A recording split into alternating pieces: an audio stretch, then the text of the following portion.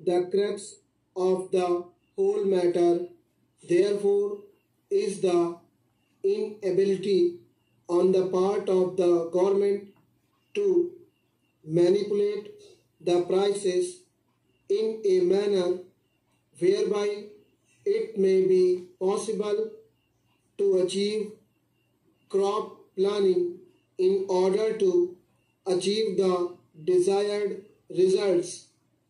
As long as this price structure is allowed to move in the manner in which it is moving today, whatever may be the policy of the government, howsoever much credit they may pump into the agricultural sector, whatever the amenities they may give to the agriculturists, it will not be possible for us to achieve the targets in the manner in which we want to achieve.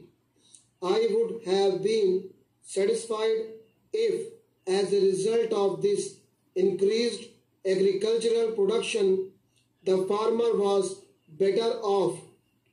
But we find that whenever there is increased production in response to higher prices, the markets slump down so heavily that ultimately the farmer stands to lose instead of to gain.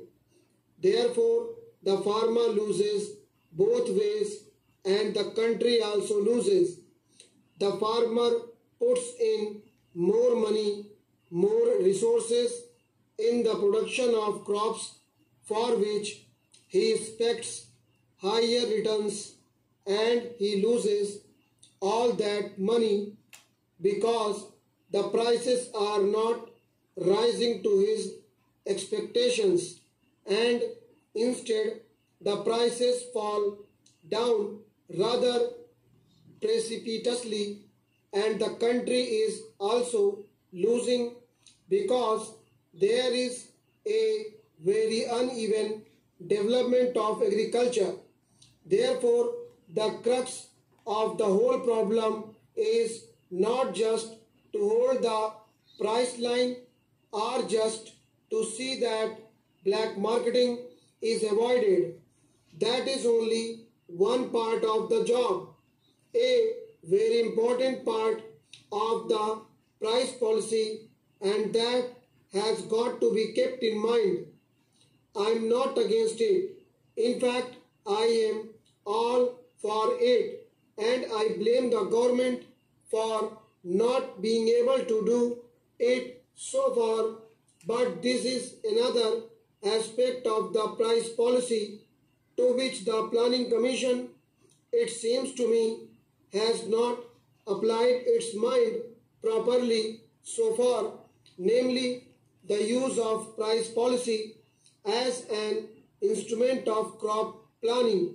And as long as that particular tool is not utilized for this objective, it will not be possible for us to have a planned development of our economy.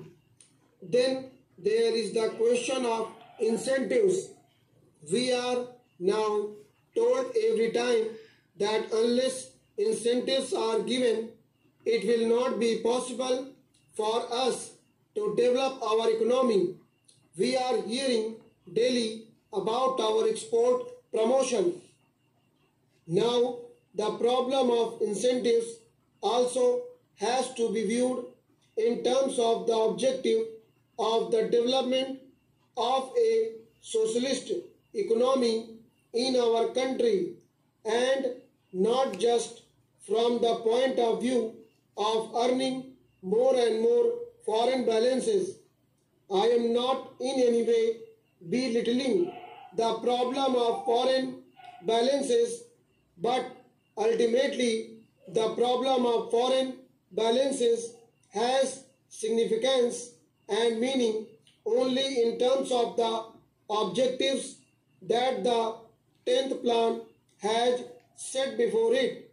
Therefore, when we are talking of incentives in order to earn more foreign balances, we have also to think of incentives in terms of achieving the objectives that we have got in mind. I was therefore disappointed to read the speech of the planning minister as he said as the planning minister at the Indian Labour Conference, in which he seems to have indicated a new approach to the problem of wages. His approach has passed through three stages. In the first stage, just after the general election, the planning minister came out with a statement that he was thoroughly dissatisfied with the way in which the wage structure had developed and that he meant to do something about it.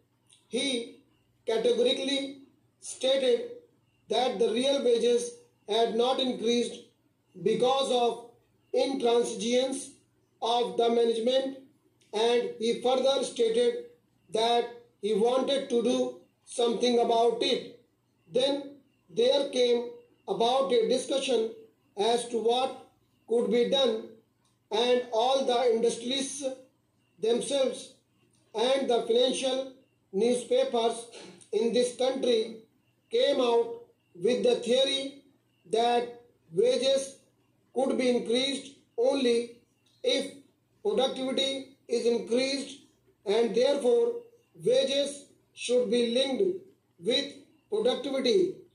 That was the second stage, with increased productivity and wages will be increased.